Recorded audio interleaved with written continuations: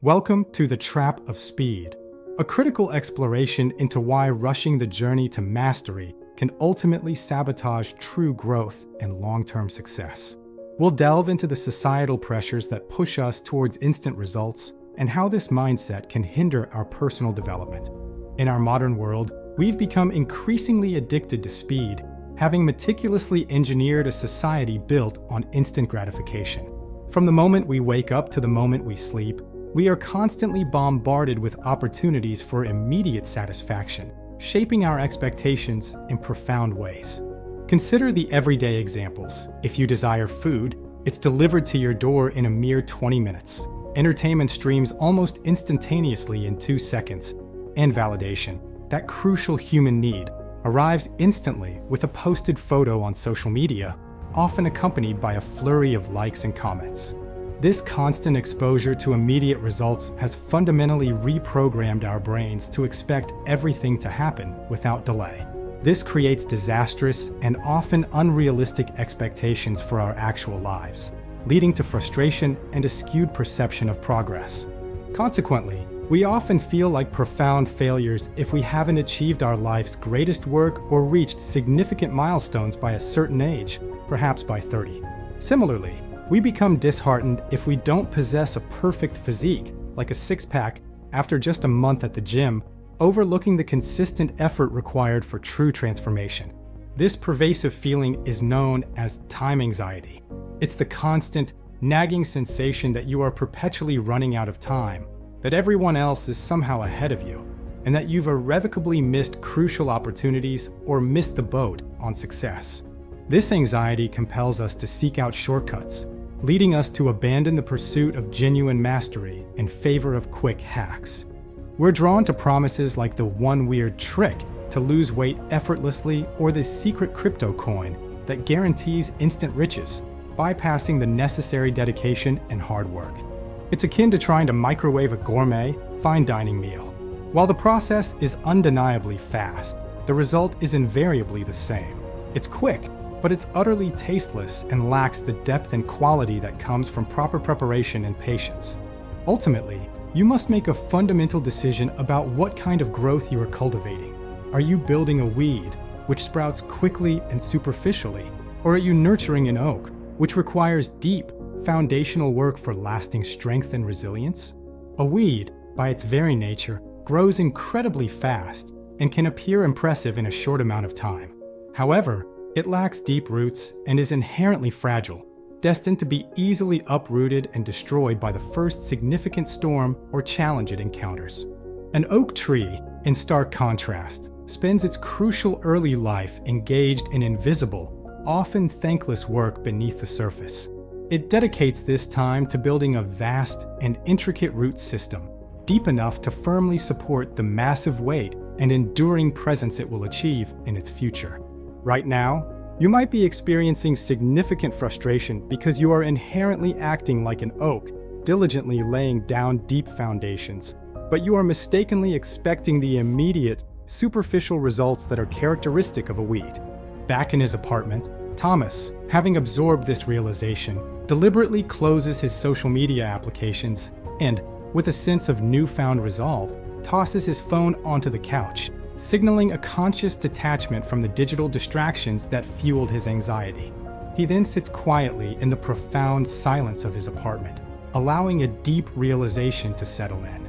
He understands that his relentless obsession with speed and instant gratification was, paradoxically, preventing him from even starting, because if he couldn't achieve immediate results, he felt no motivation to undertake the necessary work at all.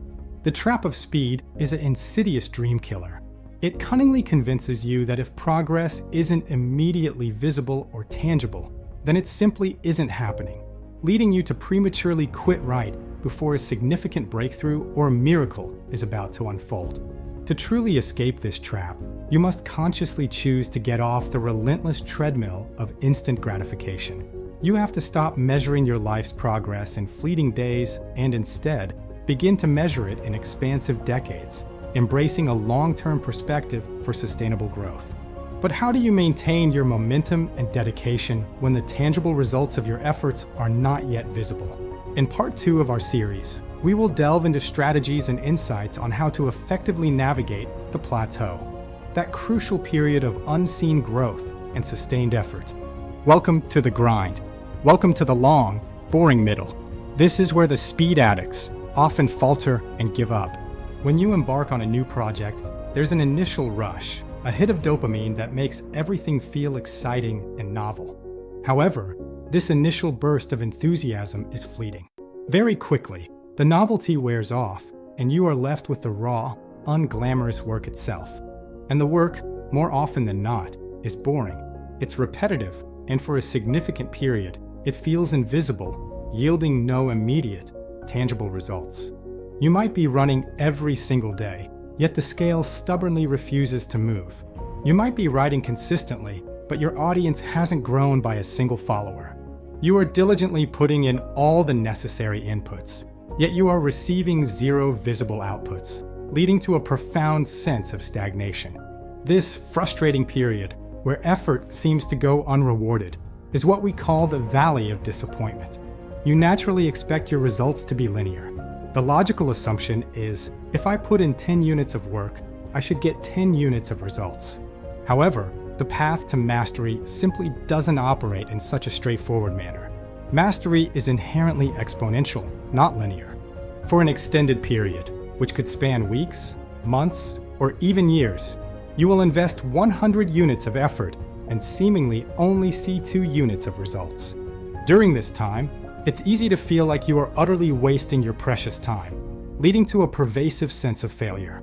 But it's crucial to understand that you are not failing. What you are actually doing is storing immense potential energy, building a foundation that will eventually pay off. Consider the powerful metaphor of an ice cube.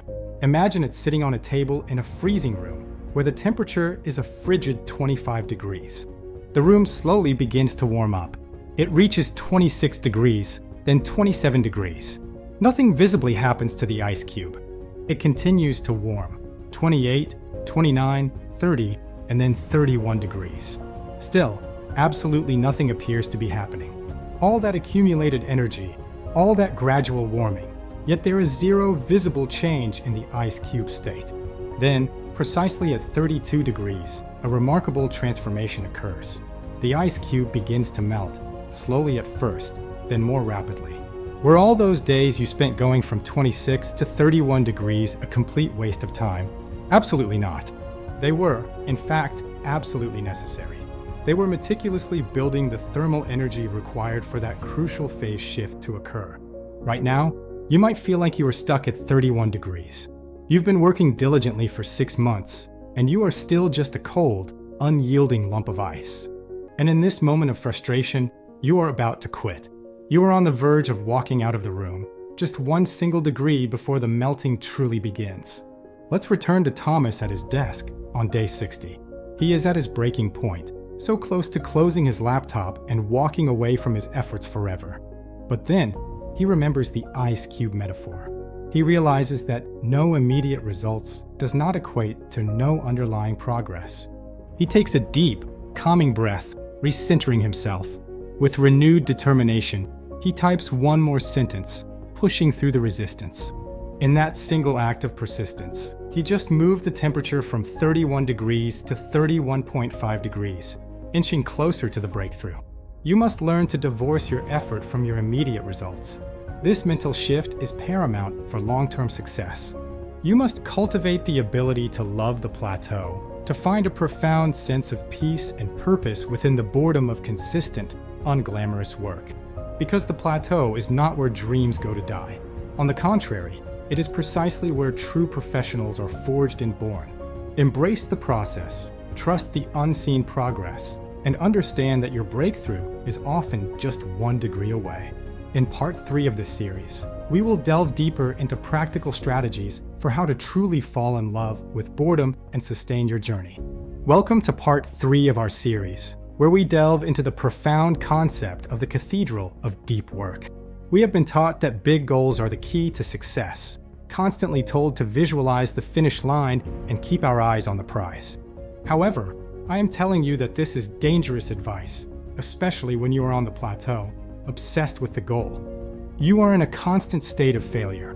Every day you haven't hit the goal, yet feels like a day you are not enough. You are deferring your happiness to a hypothetical future that may never arrive, living entirely in the gap between here and there. And that gap, my friends, is precisely where anxiety lives and thrives. He finds his meaning not in the finished church, but in the act of cutting this one stone perfectly with total presence.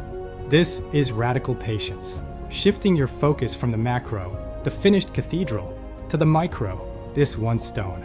It's realizing that the goal is merely a compass, only telling you which direction to walk. But the system is the walk itself, the consistent, deliberate steps you take each day. Winners and losers often have the exact same goals. Everyone wants to be a millionaire. Everyone wants a gold medal. The goal itself didn't make them win.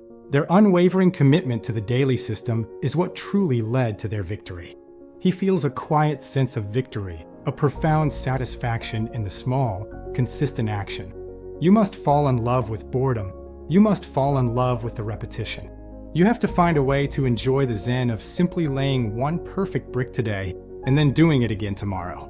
If you can learn to love the process more than the prize, you become truly unstoppable. Because you don't have to wait 10 years to be happy. You can be happy right now, simply because you showed up. But he understands now. This X is everything. It is a quiet victory against time itself. When you stop rushing the process, something strange happens. Time slows down, and the anxiety fades. You realize you don't need to be finished to be worthy. You just need to be faithful to the daily work. But what happens when you stack enough of these days together?